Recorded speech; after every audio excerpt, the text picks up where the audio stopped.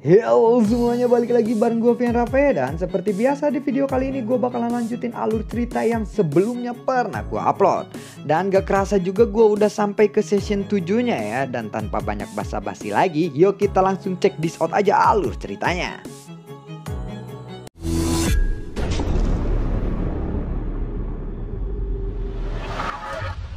Di episode sebelumnya, Xiaoyan yang sedang bertarung melawan Jensan dari geng Hyo. Tanpa ragu-ragu dan memberikan banyak waktu kepada Xiaoyan, Jensan langsung memukul Xiaoyan lagi tanpa henti. Tetapi Xiaoyan terus-menerus menggunakan trik yang berbeda untuk melawan Jensan kali ini. Setiap kali dia terluka, dia terus-terusan memulihkan dirinya sendiri. Adegan ini terus terjadi berulang kali. Jensan mulai kehabisan kesabarannya ketika dia melihat Xiaoyan terus-menerus memulihkan diri. Sementara itu di sisi lain, Lingdong dan dua saudaranya terluka parah di pertempuran yang lainnya. Tetapi sebenarnya Xiaoyan dan kelompoknya tidak melawan Jensan kali ini karena semuanya adalah ilusi. Jensan memang benar-benar kuat. Jika kita benar-benar bertarung melawannya, hasilnya pasti tidak akan jauh berbeda dengan apa yang terjadi pada ilusi itu. Untungnya kekuatan jiwa Jensan sangatlah lemah, ucap Xiaoyan sambil melihat pertarungan yang berada di ilusi. Sementara itu, Lingdong dan dua saudaranya yang asli juga perlahan-lahan datang menghampiri Xiaoyan. Mereka berdua bertepuk tangan melihat pertunjukan di dalam ilusi ini. Xiaoyan, semuanya telah dibereskan. Oh ya, di tempat keempat kapal itu ada sekitar 100 orang. Kita juga telah melepaskan beberapa wanita dan anak-anak di sana, ucap dari Lingdong. Mendengar itu, Xiaoyan pun lalu mengangguk. Dan mata semua orang tertuju kepada Jensan yang saat ini berada di dalam ilusi. Ekspresinya terus berganti secara perlahan. Lalu mata Xiaoyan tertutup secara perlahan. Dan kini dia memasuki ilusi Jensan. Pertempuran ini akan segera berakhir, ucap Xiaoyan di dalam ilusi itu. Tubuhnya tiba-tiba berdiri tegak. Dan api mulai terkumpul pada pedang Tianhuo-nya. Kobaran api pun mulai meningkat dan kekuatan api surgawi asli Xiaoyan mulai bangkit kembali. Bahkan kekuatannya saat ini jauh melebihi kekuatan Jensan. Bagaimana mungkin? Bagaimana mungkin kamu bisa menjadi lebih kuat lagi dengan waktu secepat itu, ucap dari Jensan. Dia benar-benar terkejut. Dan Xiaoyan hanya menunjukkan senyuman manis dan misterius di wajahnya kepada Jensan. Ini tidak mungkin terjadi, ucap dari Jensan. Setelah beberapa saat, dia sepertinya memikirkan sesuatu. Apakah tadi itu adalah fantasi? Tanya dari Jensan. Xiaoyan mendengar itu dia tersenyum kembali dengan acuh tak acuh. Ternyata kamu memang sedikit cerdas ya, tetapi semuanya telah terlambat, ucap dari Xiaoyan. Xiaoyan terus tersenyum dan telapak tangannya mulai terulur. Lalu sumber keabadian terkumpul di udara menjadi telapak tangan yang semi transparan. Kemudian telapak tangan itu dengan ganas menuju tubuh Jensan. Jensan berteriak kesakitan. Dia juga terbangun dari ilusinya. Kapan kamu mulai melakukan ilusi ini? Tanya dari Jensan. Jiwanya saat ini benar-benar terluka. Ini akan sangat sulit untuk dipulihkan. Ilusi ini terjadi sejak kamu mengucapkan kalimat pertamamu, ucap dari Xiaoyan. Tiba-tiba Jing muncul di belakang Jensan dan langsung mengarahkan pedangnya ke arah leher Jensan. Jika Jensan berani bergerak, maka Jing akan langsung menggorok lehernya. Tolong jangan bunuh aku. Aku mempunyai informasi penting untuk kalian.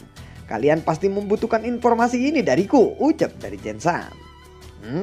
Apakah kamu bos dari geng Hyo itu? Tanya dari Xiaoyan. Jika kamu tidak menjawab juga itu bukan masalahku dan tidak perlu bertanya lagi kepadamu. Jing bunuh saja dia, ucap dari Xiaoyan lagi. Tunggu, geng Hyo hanyalah kekuatan kecil dari tempat ini. Dan kita bertahan hidup dengan merampok kapal-kapal yang melintas. Kita tidak membunuh orang-orang. Kita hanya mengambil harta mereka saja. Jika kamu membiarkanku pergi, aku akan memberikanmu 2 juta sen Q1 Ki. Dan setelah itu kita akan berdamai. Bagaimana? Ucap dari Jensan. Apa? Kamu tidak pernah membunuh? Mana mungkin aku percaya dengan kebohongan seperti itu. Dan lagi 2 juta. Bukanlah angka yang cukup untuk perdamaian kita, ucap dari Xiaoyan. Tunggu. Baiklah kalau begitu. Kamu boleh ambil semuanya yang aku miliki, ucap dari Jensan. Semua yang kau miliki? Benarkah itu? Baiklah kalau begitu. Setuju, ucap dari Xiaoyan. Padang Jing pun perlahan-lahan menjauh dari tenggorokan Jensan saat ini. Akhirnya Jensan pun merasa lega setelah selamat dari maut. Dan dia memberikan cincin penyimpanannya kepada Xiaoyan. Lalu Xiaoyan memeriksa jumlah harta yang terdapat pada cincin itu. Dan dia lalu mengangguk secara perlahan. Baiklah, sesuai dengan perjanjian kita, maka mulai saat ini kita berdamai. Dan jangan pernah mengganggu kapal-kapal yang lewat lagi di sini, ucap dari Xiaoyan. Dia lalu melambaikan tangannya dan memberi isyarat kepada semua orang. Xiaoyan dan yang lainnya pun kembali dengan santai ke dalam kapal mereka masing-masing. Lalu Xiaoyan pun mengeluarkan semua harta yang disita dari Jensan dan langsung membagikannya secara merata kepada Lingdong.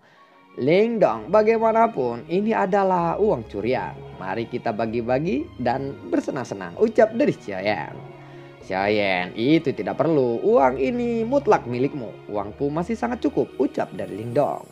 Karena kamu berkata seperti itu, maka aku akan sangat berterima kasih kali ini. Saat ini aku benar-benar sedang kekurangan uang, ucap dari Xiaoyan. Hei Xiaoyan, orang itu pasti salah satu pemimpin dari geng Yu. Saat tiba di kota Qianqing, kalian harus lebih berhati-hati lagi, ucap dari Lingdong. Masalah dengan geng Yu sudah berakhir. Aku kan sudah berjanji untuk berdamai dengan mereka. Jadi kamu jangan terlalu khawatir tentang itu. Lagi pula mereka juga sangatlah lemah sekarang. Untuk sementara waktu ini tidak mungkin mereka akan membalas dendam terhadap kita, ucap dari Xiaoyan. Mendengar itu Lingdong pun lalu mengangguk. Oh ya, ngomong-ngomong, apakah kamu mengetahui sesuatu tentang kota Qianqing? Jika ada, apakah kamu bisa memberitahuku sebuah petunjuk atau yang lainnya? Hanya dari Xiaoyan. Aku mungkin tahu satu atau dua hal saja, jawab dari Lingdong. Setelah segala perubahan terjadi, kapal Xiaoyan dan kapal Lingdong pun perlahan pergi bersama-sama menuju kota Qianqing.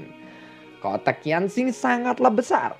Ada 6 lubang teleportasi yang berada di kota Qianqing ini yang mengarah ke arah yang berbeda. Dunia ini memanglah kosong, tetapi orang-orang biasanya tidak diizinkan memasuki dunia tengah dengan sembarangan. Dan yang bertanggung jawab atas lubang teleportasi ini adalah aliansi pejuang dewa. Aku sebenarnya tidak tahu banyak tentang kekuatan mereka. Namun yang jelas aku tahu mereka sangatlah kuat. Hampir semua kerajaan berada di bawah kekuasaannya. Dan mereka dapat dengan mudah mengendalikan apapun. Dan lagi mereka memberlakukan biaya untuk menggunakan lubang teleportasi dari kota Xinghai. Jika kamu akan berpartisipasi dalam turnamen dunia alam realm, kamu harus pergi ke kota Hongmen untuk kualifikasi pertama kamu, ucap dari Lingdong. Kualifikasi pertama? Aku tidak tahu banyak tentang hal itu. Memangnya ada berapa penilaian di turnamen dunia alam ini? Xiaoyan terus bertanya. Sebentar, kalau begitu aku akan memberitahumu apa yang aku tahu. Turnamen dunia alam dibagi menjadi 3 penilaian. Penilaian ini harus melewati 3 ilusi. Yang pertama adalah harus melewati peringkat 5.000 besar. Dan yang kedua harus melewati peringkat 2.000 besar. Dan setelah itu kamu harus berada di dalam 800 besar. Tingkat eliminasinya sangatlah tinggi. Hanya mereka yang lulus penilaian yang bisa berpartisipasi dalam turnamen. Kabarnya kejuaraan dunia kali ini diadakan di udara atas yang terfragmentasi, ucap dari Lingdong. Lalu apakah ada batasan jumlah orang yang bisa berpartisipasi dalam turnamen itu? Tanya dari Xiaoyan. Aku rasa ada, tetapi aku tidak tahu persisnya berapa. Kebanyakan dari mereka dimainkan dalam putaran tim. Dengan ini kompetisi ini akan lebih sengit. Karena tidak hanya untuk menguji kemampuan bertarung seseorang, ucap dari Lingdong. Pada awalnya Xiaoyan yang telah terbiasa sendirian tidak terbiasa dengan hal seperti itu. Tetapi setelah mereka mengalami beberapa pertempuran hidup dan mati bersama Lingdong, Xiaoyan benar-benar berubah. Xiaoyan tidak hanya merasakan kerjasama selama pertempuran, tetapi juga kepercayaan dan kasih sayang yang telah dibangunkannya. Sebentar, jika aku menilai dirimu, aku rasa kekuatanmu itu sudah melewati persyaratan untuk ikut berpartisipasi dalam turnamen itu. Karena dalam pertempuran dalam Jinsan, kamu bisa dengan mudah mengalahkannya, ucap dari Lingdong. Ya, semoga saja tidak ada syarat yang akan menyulitkanku nanti, ucap dari Xiaoyan. Hei, apakah kalian sudah mengobrolnya? Ini ada beberapa makanan penutup yang baru saja aku buat. Cepatlah dimakan sebelum dingin, ucap dari Qianing. Hahaha, terima kasih Nona Qianing. Kamu memang berbakat. Xiaozan sangat beruntung bisa mendapatkanmu, ucap dari Xiaoyan sambil menggoda Qianing. Mendengar itu Qianing pun sangat malu. Sementara itu Xiaoyan dan Lingdong pun saling memandang dan saling tersenyum. Mereka segera mengambil makanan penutup itu. Oh, ini memang sangatlah nikmat sekali, ucap dari Lingdong. Ya, jika kamu menyukai makanan ringan ini, masih ada banyak di dapur. Ada waktu sekitar 40 tahun sebelum kita sampai ke kota Qianxing. Aku ingin berlatih dulu. Kamu bisa masuk ke kapal ini sesuka hatimu saja. Anggap saja kapalmu sendiri, ucap dari Xiaoyan. Hei Xiaoyan, baiklah kalau begitu, terima kasih banyak, ucap dari Lingdong. Setelah itu Xiaoyan mulai kembali pelatihannya. Dia mencoba menemukan pelatihan baru. Xiaoyan, jika kamu ingin segera meningkatkan kekuatanmu, kamu harus memasuki lantai kelima, ucap dari Zanlao. Lantai kelima? Bisakah aku masuk ke lantai 5 sekarang? Tanya dari Xiaoyan. Mendengar itu Zanlao pun mengangguk secara pelan. Setelah Xiaoyan mencapai lantai keempat, dia terus melangkah dan memasuki lantai kelima. 4 pintu muncul di depan Xiaoyan saat ini. Warna pintu itu adalah putih, hijau, biru, dan ungu. Hei, banyak sekali pintu di sini, ucap dari Xiaoyan. Lantai 5 itu disebut juga sebagai gerbang tempur yang sebenarnya. Di sini kamu bisa menantang semua orang yang kamu temui. Jadi jika kamu bertemu dengan seseorang di sini, kamu bisa menantangnya langsung. Dan 4 pintu itu mewakili tingkat kesulitannya. Putih adalah yang paling termudah, sedangkan ungu adalah yang paling tersulit, ucap dari Zanlao. Begitu ya. Baiklah kalau begitu, jawab dari Xiaoyan. Dia sedikit terkejut melihat perkembangan di menara spiritual Jinsen. Tingkat ini jelas di luar imajinasi Xiaoyan saat ini. Dan apakah tantangan di sini bersifat nyata atau hanya fiksi dari menara Jinsen saja? Tanya dari Xiaoyan. Tentu saja ini hanyalah fiksi, tetapi peningkatan kekuatanmu bersifat nyata, ucap dari Zanlao. Apakah ada hadiah jika aku memenangkan tantangan kali ini? Tanya dari Xiaoyan lagi. Ya tentu saja. Apakah semua orang yang aku temui bisa aku tantang? Dan apakah aku bisa menantang Anda juga? Ucap dari Xiaoyan. Kamu bisa menantang semua orang terkecuali aku, ucap dari Zanlao. Kenapa? Xiaoyan terus bertanya. Karena kamu belum selevel denganku, ucap dari Zanlao. Misterius sekali si Zanlao ini. Ya karena itu sudah jelas, maka Xiaoyan tidak lagi bertanya kepada Zanlao. Baiklah, tempat ini memang sangat luar biasa. Jadi mari kita coba, ucap dari Xiaoyan.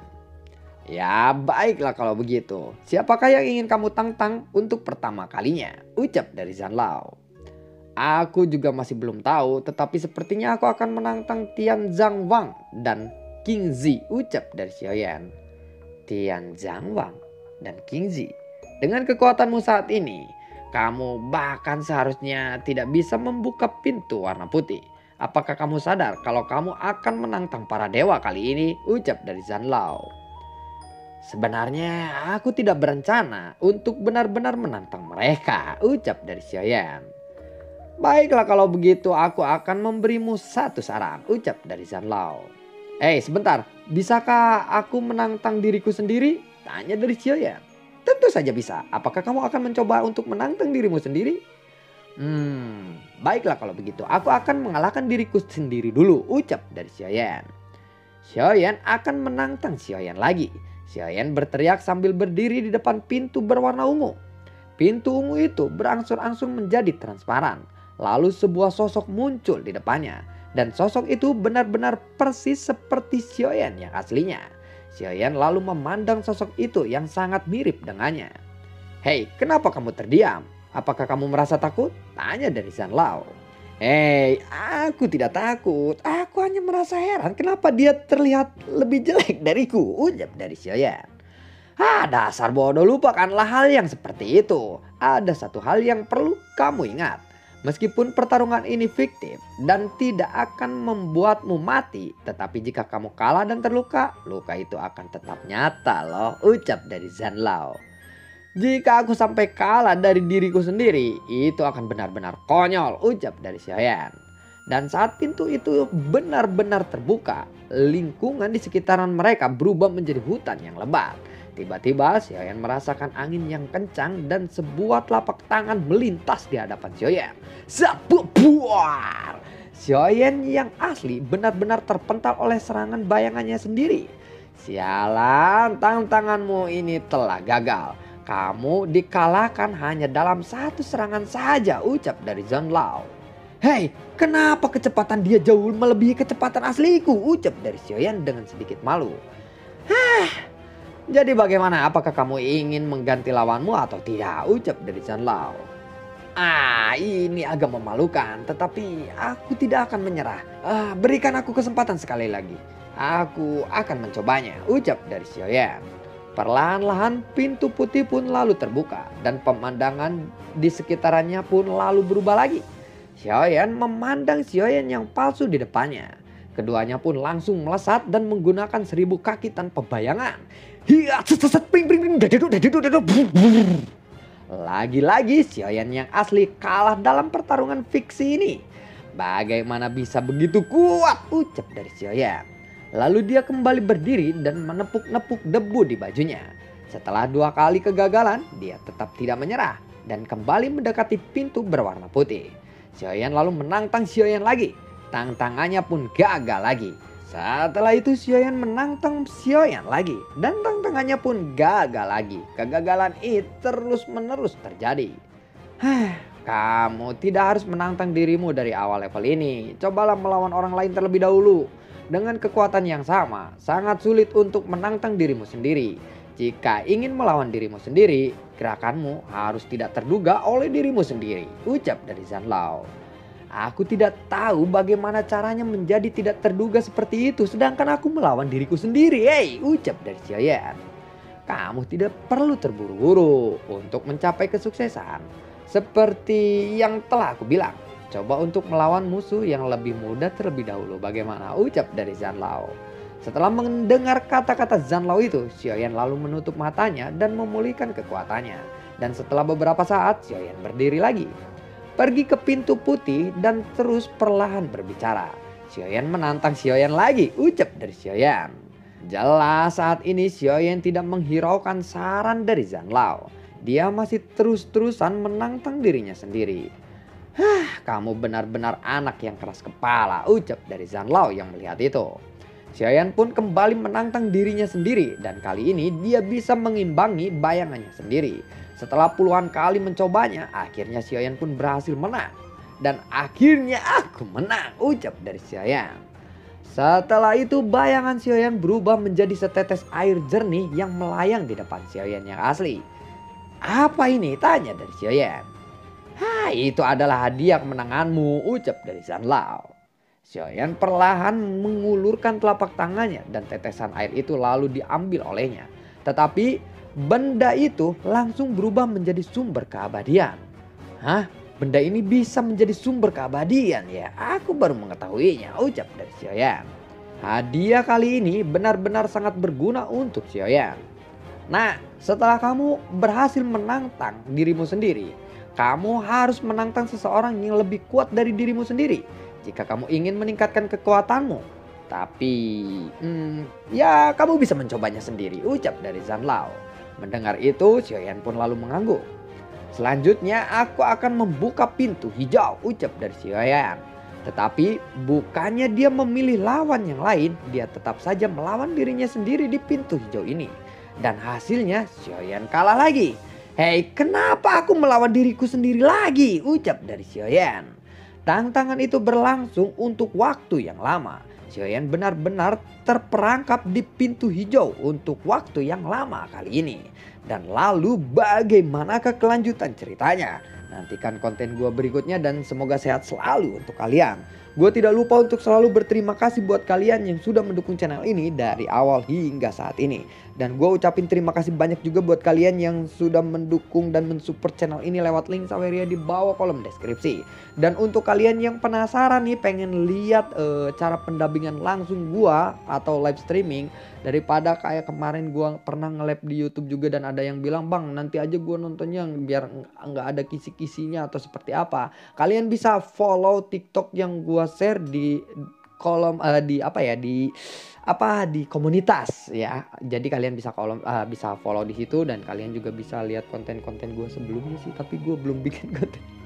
Oke, terima kasih. Gue juga pengen nge-live di TikTok itu buat ngedabing sama buat para jomblo-jomblo juga. Ada sebuah konten untuk para jomblo sebenarnya. Oke, terima kasih semuanya dan semoga sehat selalu untuk kalian. Assalamualaikum dan sampai ketemu lagi di video gue berikutnya. Dadah.